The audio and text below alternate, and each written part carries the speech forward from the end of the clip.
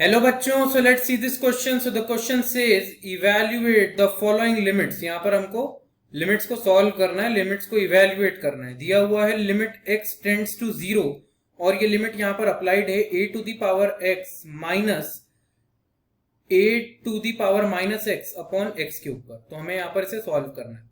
तो आइए हम यहाँ पर इसको सॉल्व करते हैं। तो इस क्वेश्चन को सॉल्व करने के लिए जो हमारा की कंसेप्ट होगा, the key concept to solve this question is, तो यहां पर इसे सॉल्व करने के लिए आपको पता होना चाहिए इंपॉर्टेंट स्टैंडर्ड रिजल्ट लिमिट में जब आपके पास लिमिट x टेंड्स टू 0 होता है, तो यहां पर जब आपके पास लिमिट x टेंड्स टू 0 होता है और आपके पास a to the power x minus 1 upon x दिया हुआ है, तो इसकी वैल्यू यहां पर बराबर होती है log a बेस e के। तो ये यहां पर स्टैंडर्ड रिजल्ट है और एज अ की कंसेप्ट हम इसी को यूज करेंगे टू सॉल्व दिस क्वेश्चन। तो आइए अब हम हमारे इस की कंसेप्ट को इंप्लीमेंट करते हैं और क्वेश्चन को सॉल्व करते हैं। तो हमारे पास है लिमिट x टेंड्स टू 0 और ये लिमिट यहां पर अप्लाइड है a to the power x minus a to the power minus x upon x के ऊपर।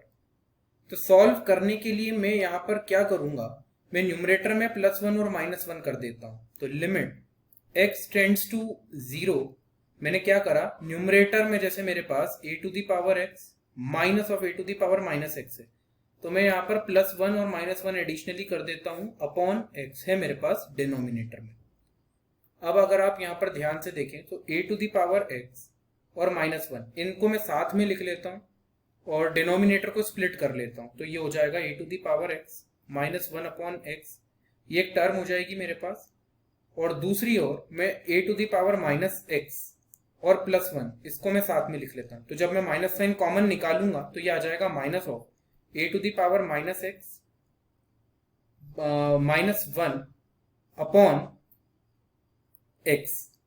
और यहां पर हमारे पास ये एक एक्सप्रेशन जनरेट हो चुका है और लिमिट वही रहेगी, लिमिट x टेंड्स टू 0। अब मैं यहाँ पर एडिशनली आपको ये बताना चाहूंगा कि हमने हमारी प्रॉपर्टी देखी थी। तो यहाँ पर जैसे कि हमने प्रॉपर्टी देखी थी, that is limit x tends to 0 और जब ये यहाँ पर अप्लाइड हो a to the power x minus 1 upon x के ऊपर, तो यहाँ पर इसकी वैल्यू होती है log a बेस e की। और इसी की जगह अगर आपके पास लिमिट x टेंड्स टू 0 ये अप्लाइड हो a to the power minus x minus 1 upon x के ऊपर, तो यहाँ पर इसकी वैल्यू यहाँ पर बराबर होती है minus log a base e के। तो ये हमारा जो रिजल्ट है ये इसी का एक्सटेंडेड फॉर्म है। जब a to the power x minus 1 upon x और लिमिट x टेंड्स टू 0 दिया हुआ तो log a बेस e आता है, और जब x की जगह यहाँ पर a की पावर में x की जगह पर माइनस x हो जाए तो minus log a base e आता है।